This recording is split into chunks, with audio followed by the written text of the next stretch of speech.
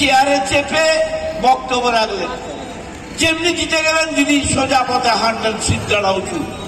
আরে তোমার সিদ্ধারা উঁচু হবে না, কোনদিনই উঠে দিদির হবে না, তো কার হবে সিদ্ধারা উঁচু?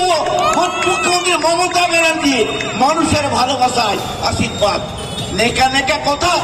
ওই জন্য তোমাকে হারিয়ে দেওয়া হলো এমন একটা উপযুক্ত টিকিট তারকাকে দিয়ে। তো লজ্জা হওয়া দরকার।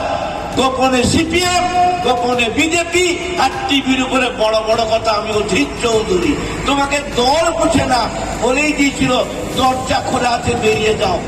মল্লিকার্জুন খাড়গে সভাপতি বলে দিয়েছিলেন। তো লজ্জা হওয়া দরকার। আরেকটা দেখুন, সুজন বাবুদের কেস একবারে নীল বিধানসভায় কেস করতাম নেই, পঞ্চায়েতের নেই। দেখতে এই তো সুযোগ, এই তো কোনদিন পাই নাই, চলো সবাইকে খেপিয়ে দাও। মীনাক্ষী মুখার্জিকে আবল তাবল বলে খেপিয়ে দিচ্ছেন। আরে তুমি গায়ের জ্বালা মিটে যাচ্ছে, একটা মেয়ে মারা গেছে, তার নিয়ে তুমি দুঃখ শোক প্রস্তাব দিবে? তোমার ধান্দা কি মুখ্যমন্ত্রী, কি তৃণমূলকে হাঁটিয়ে দাও? তুমি বেলাই না হাঁটছো ভাই।